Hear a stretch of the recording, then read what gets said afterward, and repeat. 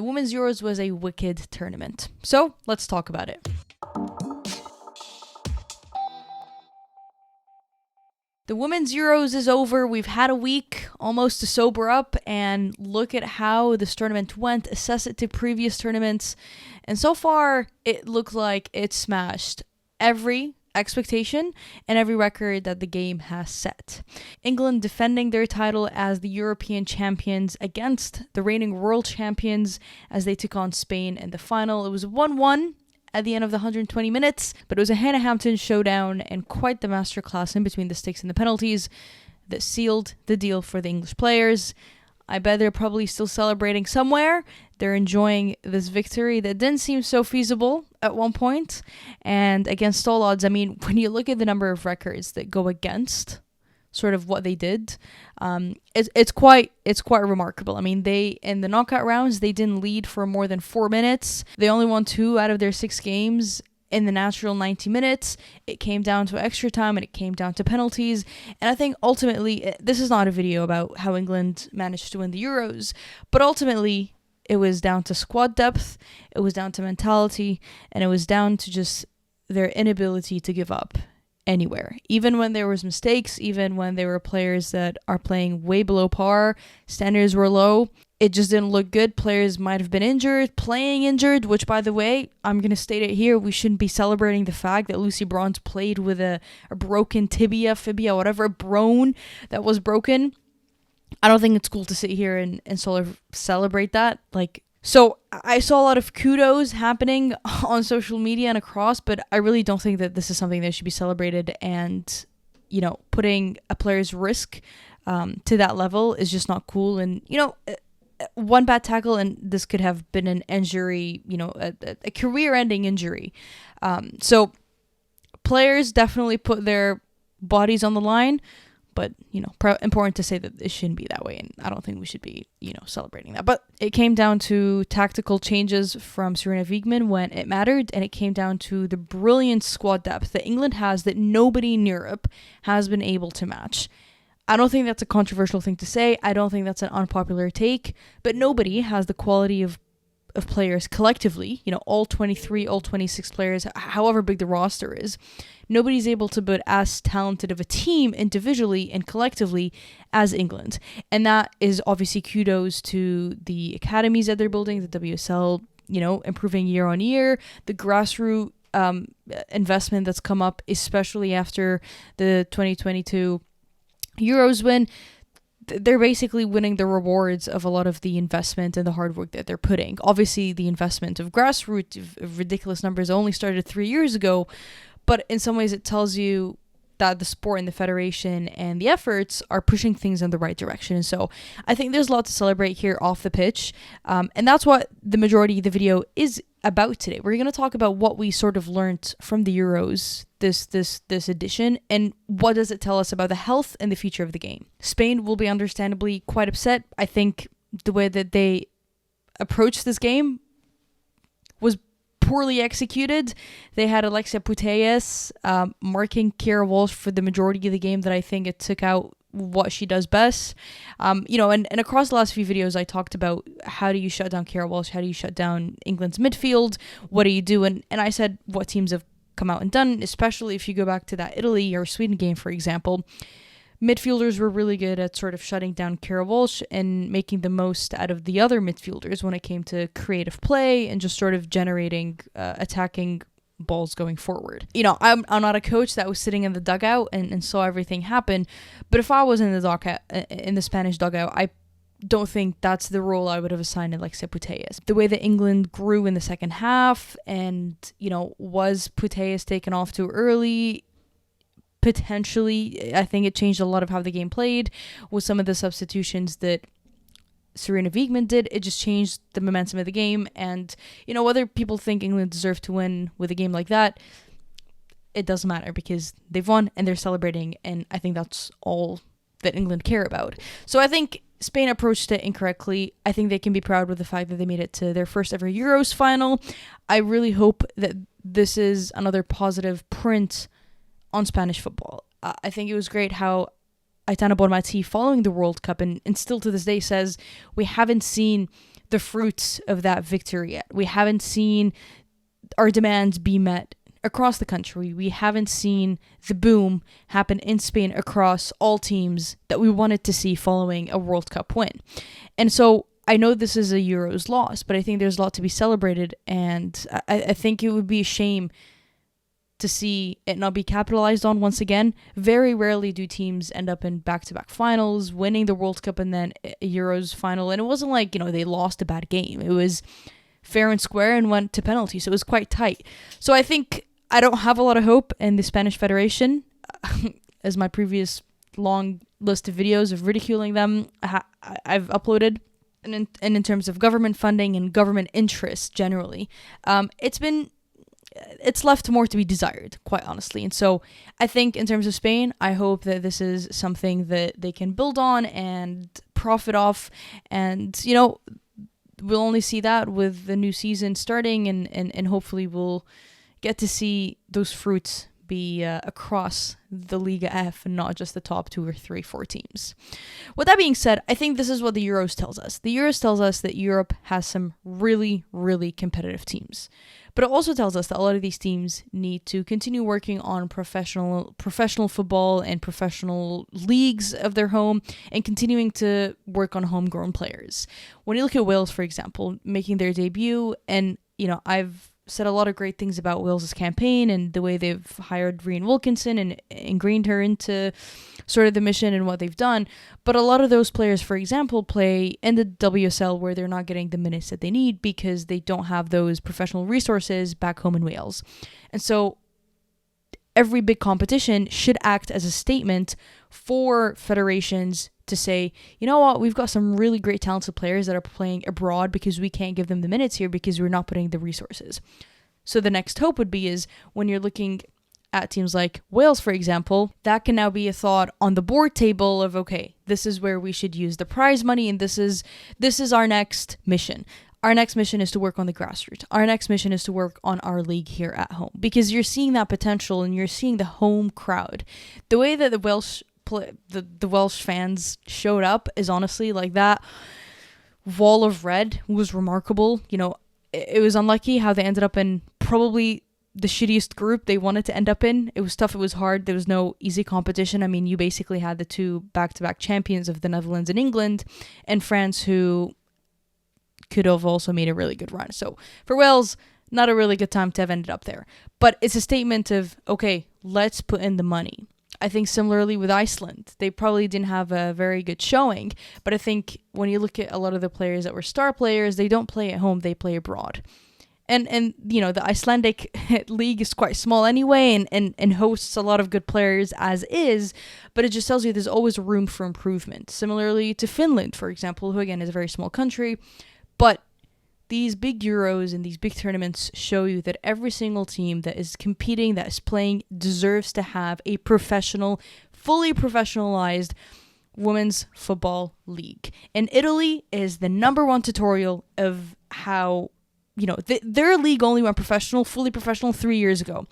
This is brand new.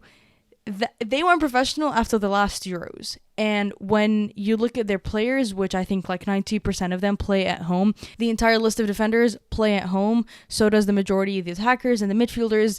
That is a team that has players that all of them play at home.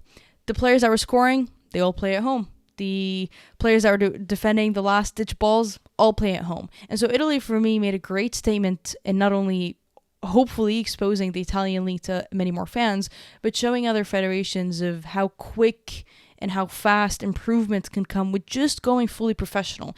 And, I say fully professional very loosely, but that means that a lot of these players can play professional football. That's it. That's all they need to worry about.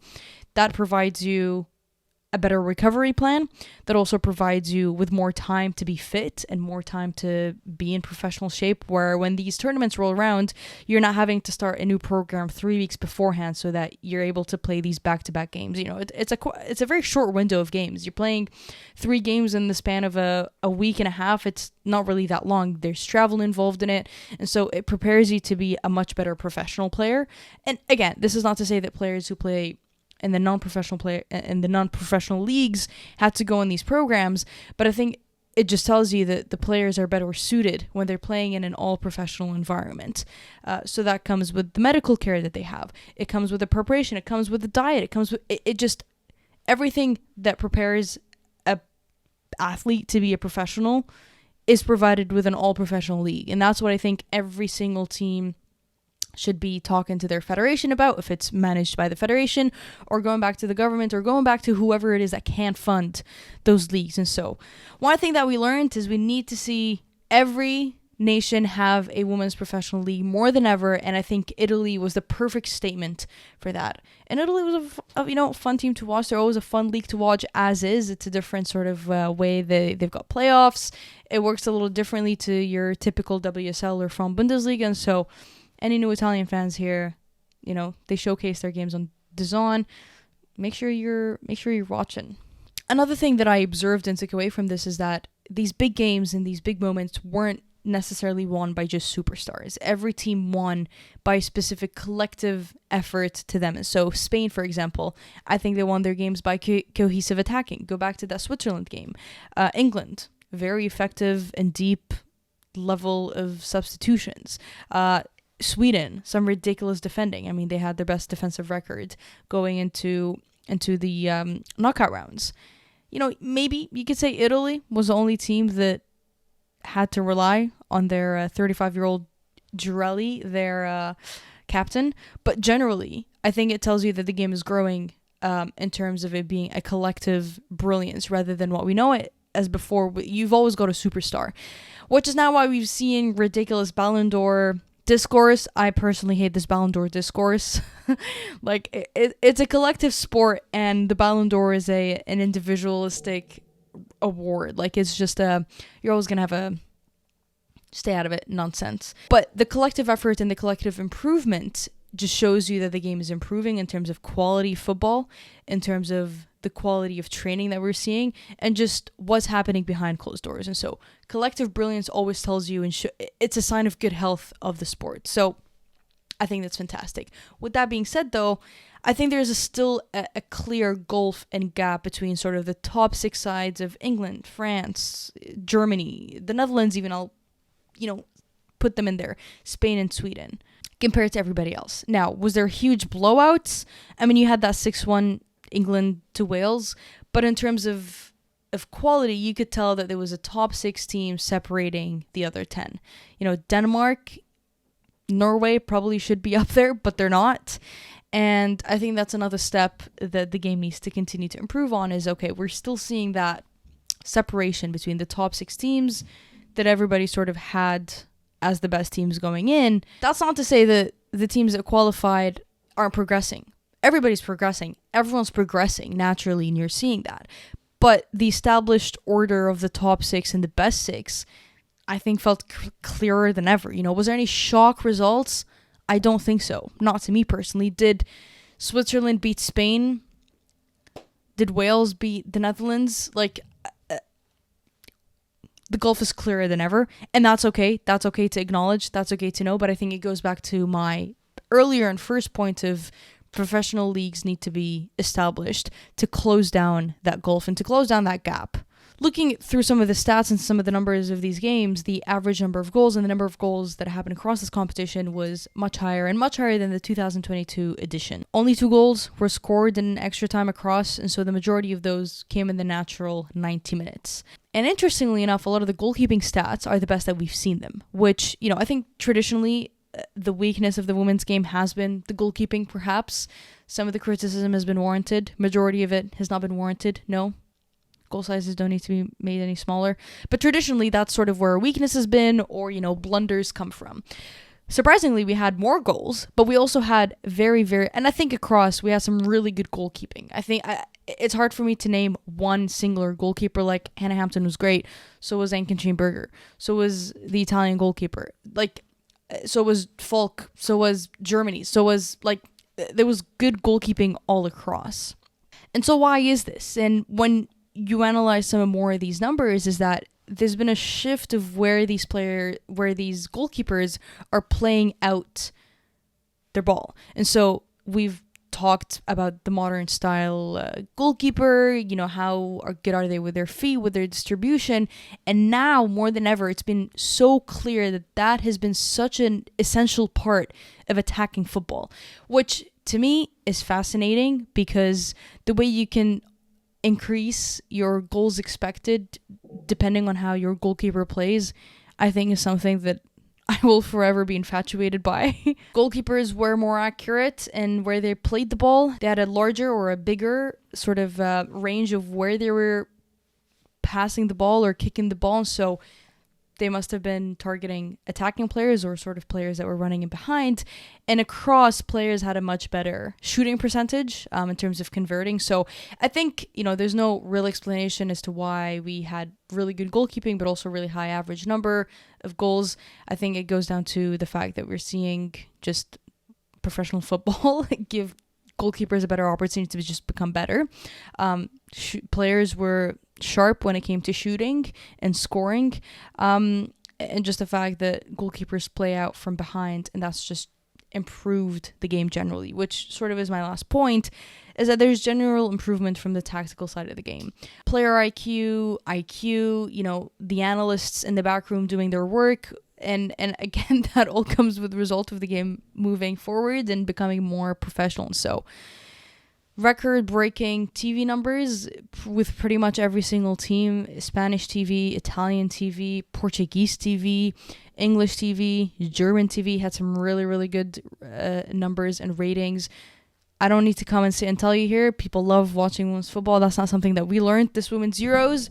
If you're learning that now, you're a little late to the party. Unfortunately, everybody watches women's football.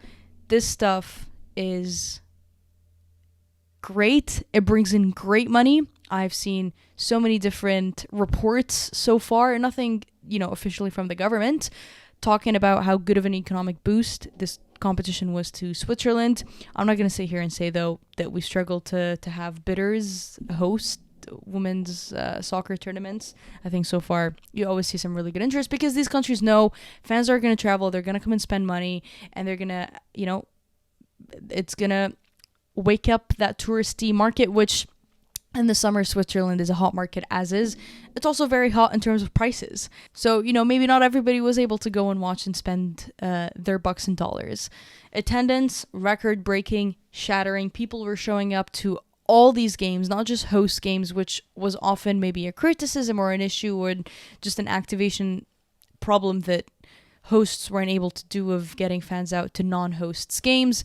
But I think what that tells you is obviously the fan base is growing. Switzerland did such a good job with bringing women's football to the big stage and having them just showing the best of women's football. So chapeau, hats off to the Swiss and just how they hosted it, and just the way they uplifted it and celebrated it and made sure that this was a smooth running tournament. In terms of, I think the feedback we've seen from folks who were there was fantastic. It got hot on some days, but I mean, it's hot everywhere.